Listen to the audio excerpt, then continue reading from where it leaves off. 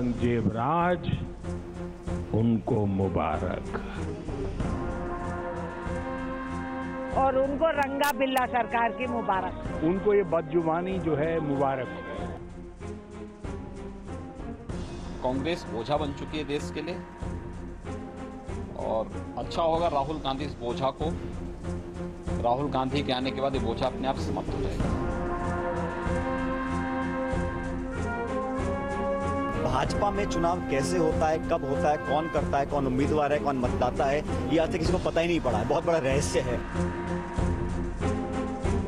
100 भेड़ों के आगे एक शेर लगाओ तो भेड़ें शेर हो जाती हैं।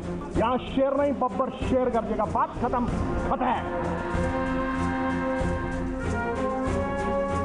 ये खुद मानते हैं कि कांग्रेस पार्टी ये पार्टी नहीं है, एक कुनबा है। तो राहुल की ताजपोशी पर सवाल बीजेपी भी उठा रही है, कांग्रेस सफाई दे रही है, लेकिन कांग्रेस में अब राहुल राज की शुरुआत बस औपचारिकता भर है। राहुल के नामांकन के साथ ही उनकी जीत तय है, क्योंकि इस लड़ाई में वो अकेले लड़ रहे हैं, इस दौड़ में वो अकेले दौड़ रहे हैं, मुकाबले में कोई नहीं है। अब कांग्रेस के लिए ये राहुल के प्रति प्यार है और बीजेपी के लिए ये वंशवाद की राजनीति है। तो हंगामा बढ़ता जा रहा है। आइए आपको राजनीति के रंग भी दिखाते हैं और राहुल के सामने पार्टी को लेकर नई चुनौतियां भी दिखाते हैं।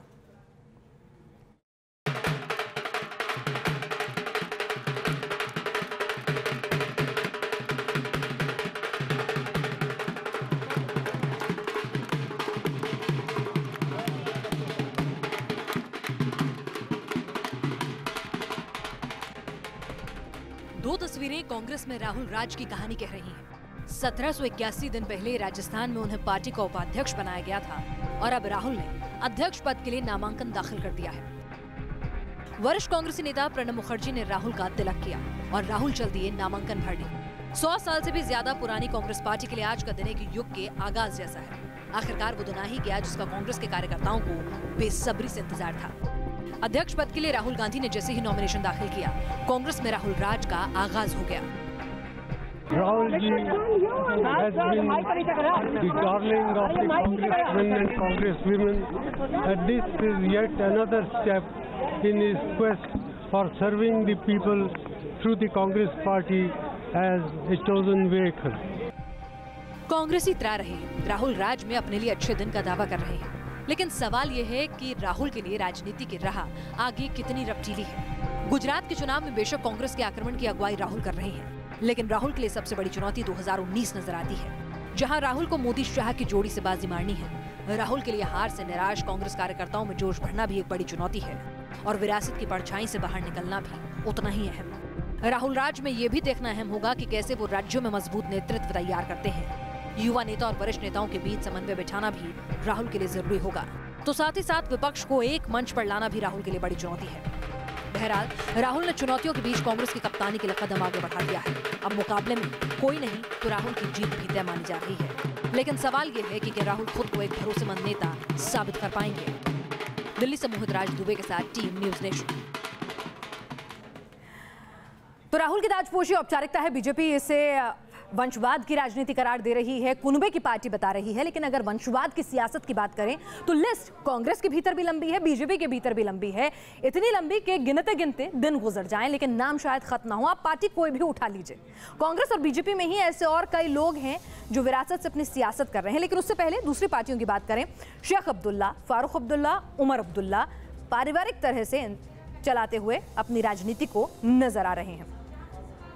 अगर बात करें, एक और एग्जाम्पल आपके सामने रखें, मुफ्ती मोहम्मद सईद, उनकी बेटी महबूबा मुफ्ती आज मुख्यमंत्री पद पर काबिज हैं और कश्मीर में अपनी ही राजनीति चला रही हैं। और ठाकरे परिवार, जिसकी पार्टी में भी फूट हो गई परिवारवाद के आरोप के चलते, बाल ठाकरे, उद्धव ठाकरे, राज ठाकरे ने अपनी अलग पार्टी बनाई, तो आज उद्धव की कमान संभालने के लिए भी उनके बेटे आदित्य तैयार खड़े नजर आते हैं। उत्तर प्रदेश की बात भी करेंगे, लेकिन उससे पहले महाराष्ट्र में ही वंशवाद की राजनीति के कुछ और एग्जाम्पल आपको दिखाते हैं। शरद पवार, अजीत पवार, सुप्रिया सुले यानी भतीजा और बेटी दोनों परिवार की डोर संभाले हुए हैं राजनीति में। उत्तर प्रदेश में भी वंशवाद की राजनीति छिपी नहीं है।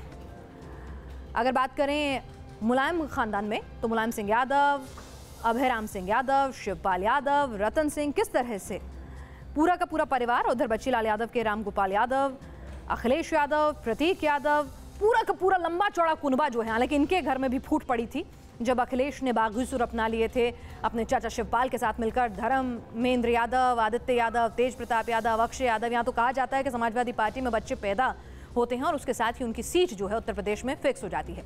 पंजाब आते हैं, उत्तर प्रदेश से इतर पंजाब की स्थिति भी नहीं है। पंजाब में भी वंशवाद का बोलबाला है। प्रकाश सिंह बादल, सुखबीर बादल, हरसिमरत कौर, यहाँ भी बादल परिवार का बोलबाला किस तरह से राजनीति में चलता है, पार्टी में चलता है, साफ दिखता है। हरियाणा से भी यही तस्वीर कमोबेश आती है। चौटाला परिवार की बात करें, देवीलाल चौटाला, ओम प्रकाश चौटाला, अभय चौटाला, अजय चौटाला, दुष्यंत चौटाला, तो हरियाणा की राजनीति में भी परिवार जो है वो राजनीति की बागडोर अपने ही परिवार के अंदर सौंप रहा है। लालू यादव की बात करें बिहार में, तो लालू के दोनों बेटे अब उनकी कमान संभाल रहे हैं। मीसा यादव भी लालू यादव की राजनीतिक धरोहर को आगे बढ़ा रही हैं और लालू यादव ने तो पत्नी को भी किस तरह से अपने जेल जाने पर आगे कर दिया था राजनीति में, वो भी किसी से नहीं छुपाया। और दक्षिण भारत में भी कहा जाता है कि भाई वहाँ की राजनीति अलग होती है, पढ़े लिखे लोग होते हैं, लेकिन वहाँ पर भी परिवारवाद हावी है। करुणानिधि, स्टालिन, कनिमोजी, अलग, हालांकि बाद में ये आपस में भी लड़ बैठते हैं। तो कहने की जरूरत नहीं है कि वंशवाद पर तकरार चाहे जितनी हो, इससे इनकार किसी को नहीं है। इसलिए ये राजनीति में जुमलेबाजी से ज्यादा कुछ भी नहीं है और शायद आप और हम भी इसलिए बखूबी जानते हैं। आरोप प्रत्यारोप हो रहे हैं, लेकिन अपनी जगह ये वंशवाद हर पार्टी में चल रहा है। आगे बढ़ते हैं, राजनीति की खबरों से अलग हटकर बात करते हैं हिंदुस्तान की इंटरनेशनल बेइज्जती की। जी हां, अंतर्राष्ट्रीय पटल पर हुई इंटरनेशनल बेइज्जती। कोटला में वैसे तो भारत श्रीलंका के बीच टेस्ट मैच चल रहा था, लेकिन इस मैच में क्रिकेट से ज्यादा ध्यान स्मॉग ने खींचा।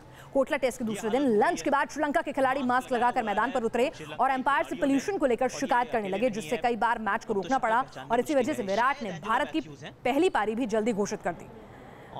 इसके बाद आज भी श्रीलंका की टीम ने खराब हवा को लेकर शिकायत की और इस वजह से आज भी 3 मिनट तक खेल रुका रहा। लेकिन यही श्रीलंका की टीम है जो भूल गई है कि जब श्रीलंका दंश झेल रहा था लिट्टे का, तो उस वक्त भारतीय टीम जो है वहां पर जब कोई जाके सुरक्षा कारणों की वजह से खेलने को राजी नहीं होता था, तो भारतीय टीम वहां पर जाती थी। और आज आप पोल्यूशन का नहीं बल्कि हार का हवाला दे रहे हैं, लेकिन इस बात से भी हम इनकार नहीं कर सकते कि दिल्ली की हवा खराब है। ये पहली बार है जब अंतर्राष्ट्रीय मैच के दौरान खिलाड़ियों को प्रदूषण की वजह से मास्क पहनकर खेलना पड़ा हो और दुनिया भर में हिंदुस्तान की इस बेइज्जती पर एनजीटी ने भी सख्त रुख अपनाया है। एनजीटी ने प्रदूषण के बीच मैच कराने को लेकर अधिकारियों को भी खरी खोटी सुनाई है, तो वहीं प्रदूषण नियंत्रित करने के लिए उठाए गए कदमों पर कार्य योजना पेश नहीं करने के लिए दिल्ली की केजरीवाल सरकार को भी फटकार लगाई। ऐसी फटकार 1 महीना पहले भी लग रही थी, स्कूल बंद हो रहे थे, लेकिन नतीजा कुछ नहीं हुआ। दिल्ली सरकार ने दलील दी है कि हाल ही में मुख्य सचिव और पर्यावरण सचिव का तबादला हुआ है, इसलिए एक्शन प्लान दाखिल करने के लिए वक्त की जरूरत है। तो एनजीटी ने कहा, आपकी कार्रवाई योजना कहां है, आपने इसे क्यों नहीं सौंपा? अगर आप हर किसी को बदलते रहेंगे तो हम क्या कर सकते हैं?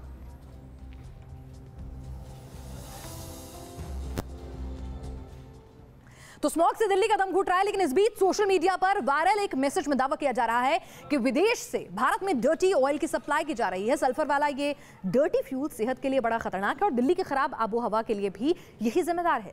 आखिर इस वायरल दावे की क्या है हकीकत, देखिए वायरल पड़ताल।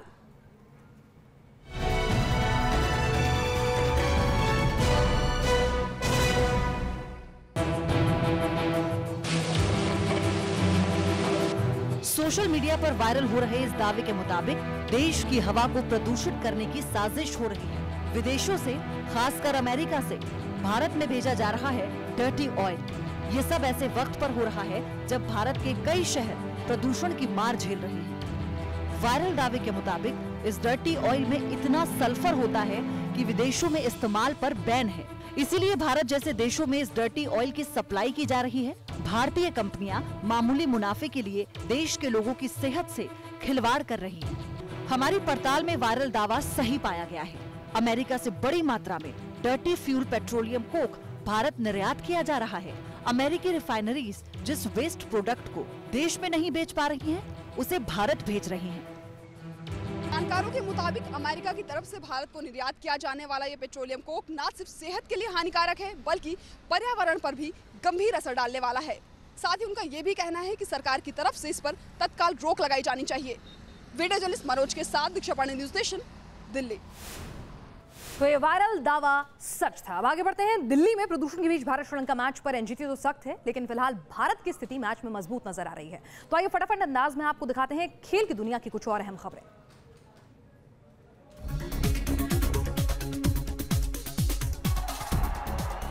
कोटला टेस्ट में टीम इंडिया की जीत का इंतजार बढ़ गया है, क्योंकि भारत के 536 रन के जवाब में श्रीलंका ने पहली पारी में 9 विकेट पर 356 रन बना दिए हैं।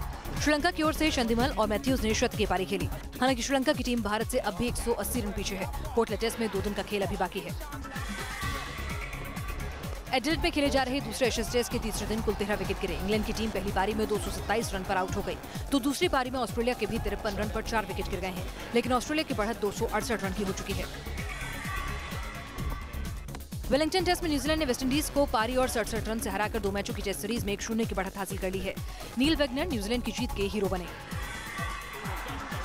वर्ल्ड हॉकी लीग फाइनल में इस वक्त भारत और जर्मनी का मुकाबला चल रहा है और इस मैच में जीत बेहद जरूरी है।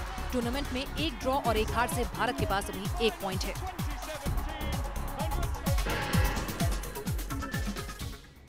और खेल की खबरों के बीच अब खबर राजस्थान के कोटा से, जहां दुल्हन ने शादी से ठीक पहले अपनी बारात बैरंग लौटा दी। आखिर क्या वजह रही, देखिए। घर फूलों से सजा हुआ है, दुल्हन के हाथों में मेहंदी भी लगी हुई है, लेकिन ऐसा क्या हुआ जिसकी वजह से दुल्हन ने बारात बैरंग लौटा दी।